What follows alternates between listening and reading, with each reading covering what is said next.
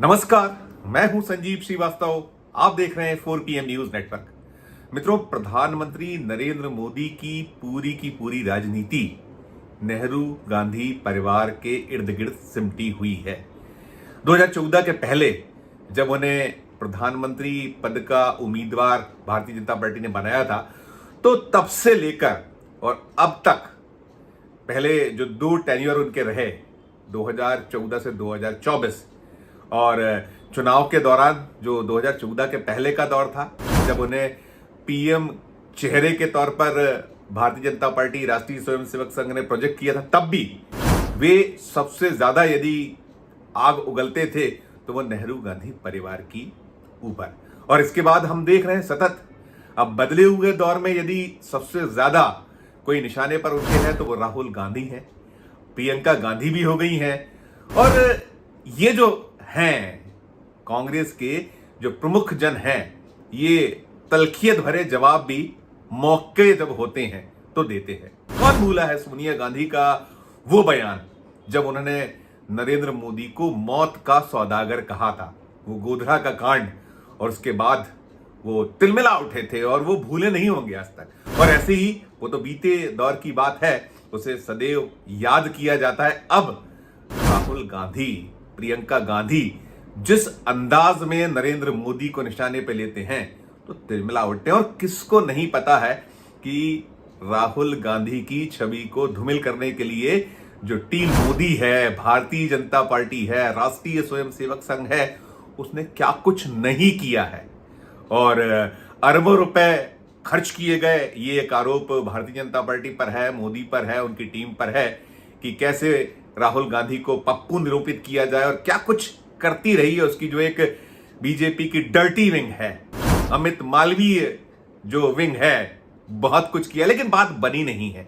और राहुल हो, प्रियंका हो, जब मौका मिला तो कहते हैं ना कि 100 सुनार की और 1 लोहार की, वैसी चोट वो करते रहे। अभी ताजा जो मसला मामला है, अभी जो निशाने पर है राहुल गांधी, पूरे के पूरे सत्तारूढ़ दल भारतीय जनता पार्टी, उसके जो अनुषांगिक संगठन, बीजेपी के अलायंस पार्टनर, लेकिन सब पर अब भारी पड़ रहे हैं। मोदी ने अब कहना बंद कर दिया है कि एक अकेला सब पर भारी, 56 इंच का सीना।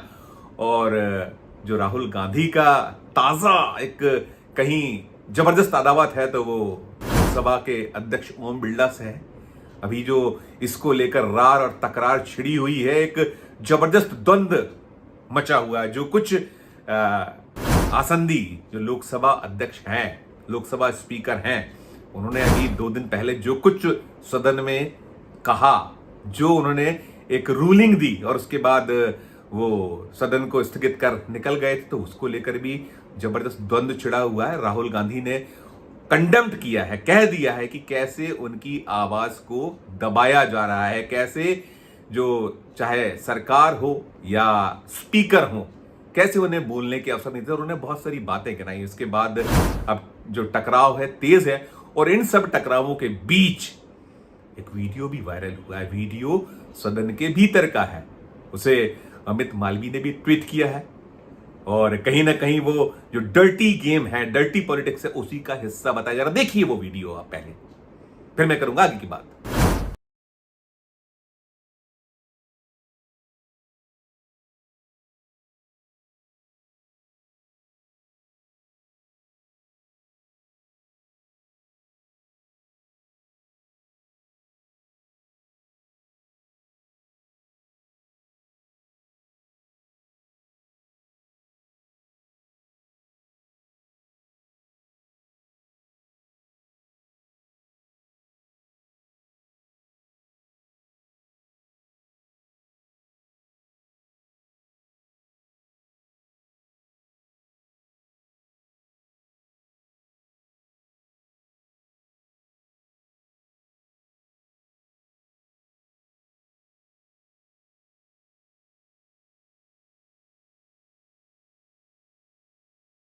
ये वीडियो है जिसे जो रूलिंग आई थी सदन में, जो रूलिंग दी गई थी, वो रूलिंग भी सुनिए आप ओम बिरला की।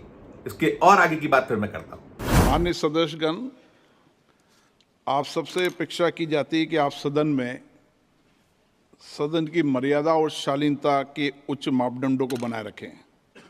सदन में मेरे संज्ञान में ऐसी कई घटनाएं हैं जब मान्य सदस्यों के आचरण सदन की उच्च परंपराओं मापदंडों के अनुरूप नहीं है।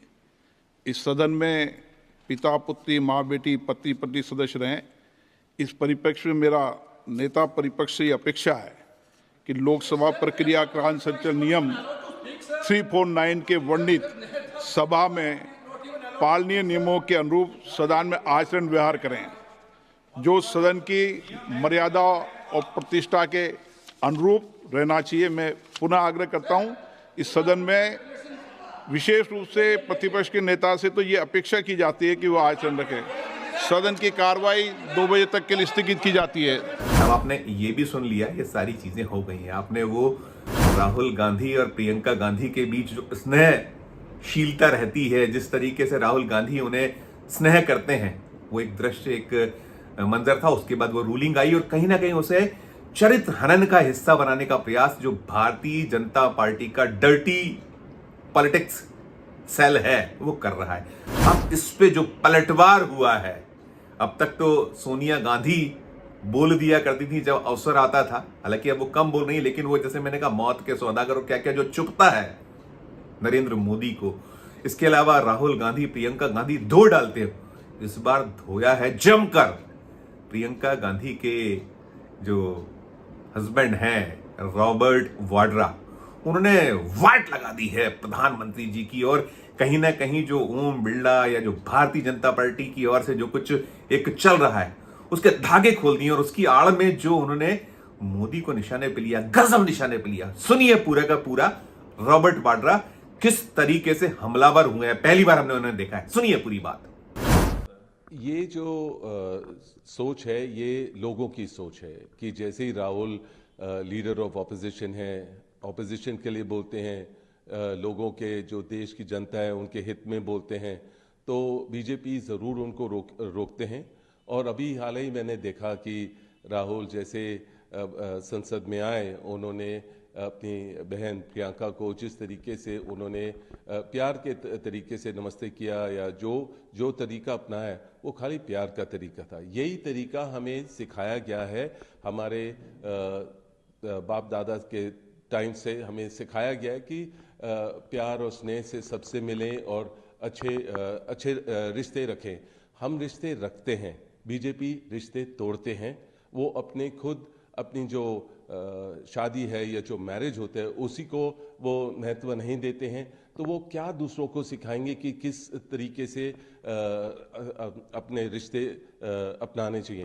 पर मुझे लग रहा है कि ज़रूर बहुत सारे मुद्दे हैं देश के जिस पर बीजेपी ध्यान नहीं दे रही है। महंगाई का है, जो किसान हैं, जो राहुल ज़रूर इन मुद्दों की बात करते हैं, पर जैसे ही बात करेंगे तो कोई स्लोगन होगा बीजेपी की तरफ से, या जिस तरीके से भी उनको रोका जाए वो रोकने की कोशिश करते हैं।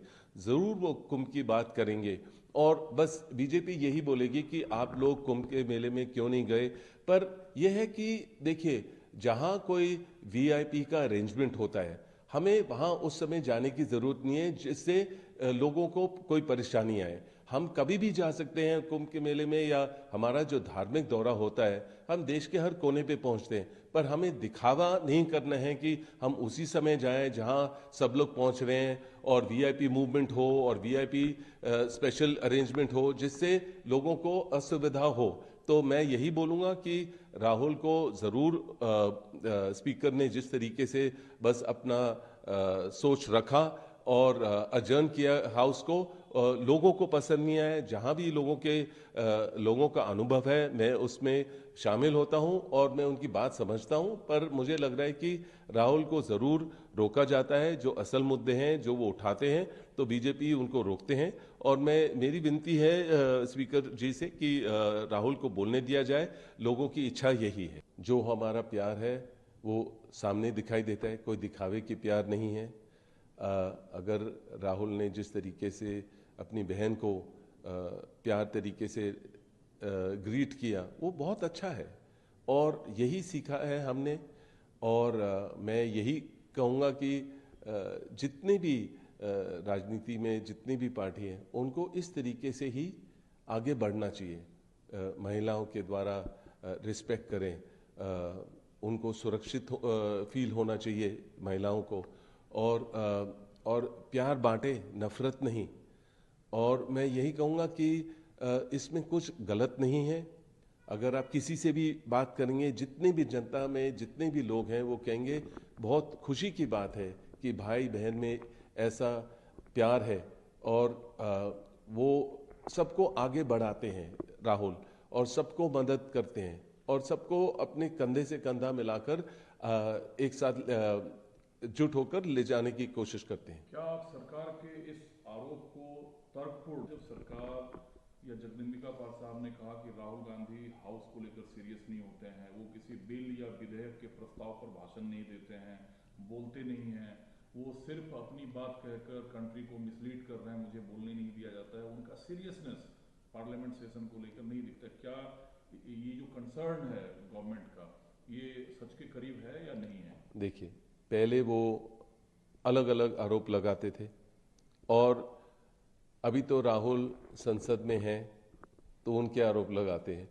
वो जवाहरलाल नेहरू जी के, फिर कभी सोनिया जी के, जैसे अमित शाह जी ने अभी उनके लिए कुछ गलत बोला और गलत तरीका फिर से अपनाया, और इंदिरा जी के बारे में, तो गांधी परिवार के हर सदस्य के बारे में। इतना कि मैं सक्रिय राजनीति में नहीं हूँ, पर मुझे भी जब से सरकार आई है परेशानी झेलनी पड़ी है, और बेबुनियाद इल्ज़ाम लगाए और तौर तरीके अपनाए हैं जहां गांधी परिवार गलत तरीके से दिखे। पर जनता जागरूक है, वो देखती है कि राहुल जो ऑपोजिशन लीडर हैं, तो जो भी ऑपोजिशन चाहेगी वो दिल जान से लड़ेंगे और लोगों की बात रखेंगे, और जितनी भी आरोप लगाना चाहे बीजेपी वो लगाते रहें, पर वो अपने तरीके से चलेंगे, हर बात करेंगे जो उनको लग रहा है सही समय है। ये नहीं कि जो बीजेपी चाहेगी वही करेंगे। जब अडानी के बारे में बात करेंगे राहुल, तो वो पूरा संसद ही अजर्न कर देंगे, तो वो जवाब तो देते नहीं हैं, पर जो अपनी बात है वो रखना चाहेंगे, और खाली आलोचना करेंगे कि मतलब कि ये राहुल गलत बोलते हैं, सही समय पे कुछ नहीं बोलते हैं। पर हम उस तरीके के कदम नहीं लेंगे। हम बोलेंगे जो ज़रूरत है बोलने की, जो ऑपोजिशन को चाहे कि राहुल बोले वो बोलेंगे, अपने दिल से जो वो अपना अनुभव है वो बोलते हैं। तो आपने ये सुन लिया रॉबर्ट वाड्रा को। रॉबर्ट वाड्रा ने निशाने में क्या कुछ कह डाला है। ये भी दुखती रग है नरेंद्र मोदी जी की, जो उनका निशाने पर पीछे क्या कुछ है आप दर्शकों समझ गए होंगे। उन्होंने कह दिया है कि जो अपने परिवारों को छोड़ दें, जो अपने परिवार की चिंता ना पालें, वो क्या जानेंगे भाई बहन का प्रेम। और सचमुच बात तो यही है कि जिस तरीके से बीजेपी या जो उसके आका हैं, जो कुछ हो रहा है बिना मोदी के कुछ नहीं हो सकता। तो ये माना जाता है या कहा जाता है, बार बार आरोप लगते हैं कि जो लोकसभा के स्पीकर हैं या राज्यसभा के सभापति हैं, वो सिर्फ और सिर्फ सरकार के लिए काम कर रहे हैं। वो जो एक निष्पक्ष अंपायर हुआ करते थे, होते थे, ये जो पद हैं वो सब खत्म हो गया, और खत्म हुआ है। सब देख रहे हैं कि क्या स्थिति संवैधानिक संस्थाओं की है। आरोप लगा करते हैं कि सीबीआई मोदी की है, इनकम टैक्स मोदी की है, ईडी मोदी का है, चुनाव आयोग मोदी का, संवैधानिक संस्थाएं सारी की सारी मोदी जी की है। राज्यपालों के क्या हाल है, ऐसे ही जो लोकसभा अध्यक्ष और राज्यसभा के सभापति के हाल हो गए हैं। तो अब ये सब जो हो रहा है, ये दांव उल्टा पड़ गया हम कह सकते हैं। और जो रॉबर्ट वाड्रा ने जिस तरीके से धुलाई की, उन्होंने संकेतों में जो मोदी का मर्म है, दर्द है, जिसे वो छुपाते आ रहे हैं, वो अपने जो चुनावी हलफनामे में उसमें भी छुपाया करते हैं। वो जो उनकी वो कि स्पाउस वाला जो कॉलम है खाली छोड़ दिया जाता है, उसको लेकर बहुत सारी बातें हैं, और क्या कुछ है वो देश जानता है, दर्शकगण जो वो हैं, आप लोग भी जानते हैं। तो ये रॉबर्ट वाड्रा ने जिस तरीके से वाट लगाई है, तो सचमुच उसके बाद कांग्रेस बाग है, विपक्ष का दिल खुश हो गया, और राहुल और प्रियंका भी मुस्कुरा रहे हैं। प्रियंका तो तालियां पीट रही हैं, अपने जो पतिदेव का जो साहस है उन्हें तो मोदी जी ने खूब जिया जी जीजा जी कह कर क्या कुछ नहीं किया है, जेल भेज देने की बातें की हैं, तमाम कुछ कुछ कहा कहते रहे हैं, भ्रष्टाचार के आरोप लगा, सिद्ध कुछ नहीं कर पाए, 10 बरस हो गए। तो अब ये जो रॉबर्ट वाड्रा का रूप है, जो एक धुआंधार तरीके से वो पेश आए हैं, ऐसा वो कभी खुलकर आए नहीं मैदान में, पहली बार ऐसा उन्होंने सीधे मोदी पर हमला बोला है।